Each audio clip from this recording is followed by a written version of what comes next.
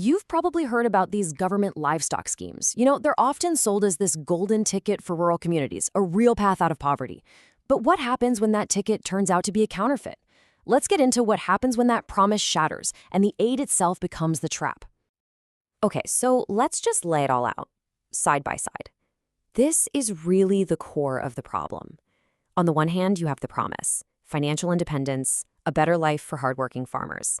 And then on the other, you have the grim reality we've seen on the ground in places like Meghalaya, a literal death trap for the animals and a absolutely devastating debt trap for the families who are supposed to be helped.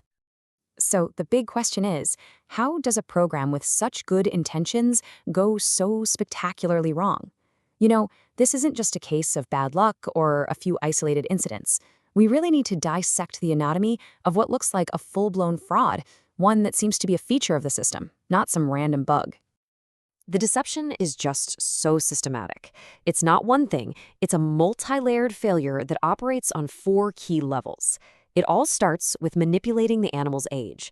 Then it moves on to substituting its breed, then concealing its poor health, and finally sealing the whole crooked deal with fake paperwork. So first up, we've got age manipulation. Now, a contractor might deliver a piglet that's only 6 weeks old, but claim it's the required 3 months. This sounds like a small detail, but it's not. That younger animal has a 40 to 50%, that's right, 50% higher risk of dying. It sets the farmer up for failure from the absolute get-go. Next up, breed substitution. So the scheme might promise, let's say, a high-quality, disease-resistant breed. But what actually gets delivered is a much cheaper, local breed that's worth up to 60% less. And the thing is, most of these farmers don't have the expertise to spot the difference, not until it's far, far too late. And if that wasn't enough, the third layer is just straightforward health concealment. Animals that are already sick, maybe infected with parasites, are officially certified as healthy and then delivered. The truth? Well, that only comes out weeks later, long after the contractor has cashed the check and the officials have signed off. And finally, to complete the whole scam, you have fake vaccination records. This leaves the entire herd completely vulnerable to diseases that are easily preventable. And the really cruel irony here is that when the inevitable happens, when the animals die, the farmers themselves are the ones who get blamed for poor care. It's just unbelievable. So this isn't just a collection of sad stories about bad practices. This is a story of calculated financial ruin. Now let's actually do the math and quantify the absolutely devastating impact this has on a single farmer's life. Just look at these numbers. They really tell you everything you need to know. Private farms and the general industry standard, they both hit survival rates of around 85%, which is what you'd expect. But in the Meghalaya scheme, that rate plummets to just 40%. It's less than half. That staggering gap just screams that the system is deeply, deeply flawed. But numbers on a chart can feel a little abstract, right? So let's make this real. Let's follow the journey, follow the money of a single person. Imagine a farmer who gets 10 piglets through one of these schemes, thinking, hoping, this is going to change their family's future. And their journey begins right here with a huge financial commitment. They have to take out a loan for 1.5 lakh rupees to cover the cost of those 10 animals.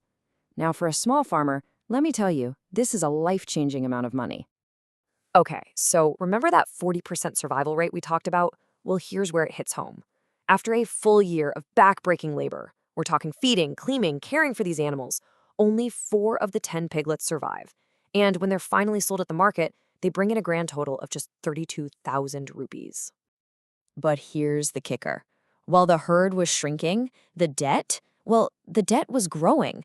With interest, that initial loan of 1.5 lakhs has now ballooned to 1,75,000 rupees. The numbers are just going in completely the wrong direction. So here it is, the bottom line. After a year of hope and really, really hard work, a farmer isn't just back where they started. Oh no, they are now over 1.4 lakh rupees deeper in debt than when they began. This scheme wasn't a ladder out of poverty, it was a trap door straight into it. When you see this level of failure, repeat it over and over and over again, it forces you to ask a deeply uncomfortable question. Is this just massive incompetence? Or is it something else entirely? And this quote, I think, just hits the nail right on the head. It completely reframes the problem. It suggests that when failure is this predictable, this widespread, it really stops looking like an accident. The animals can't testify about the fraud that killed them, but the debt they leave behind, that speaks volumes. Which brings us right to our final thought.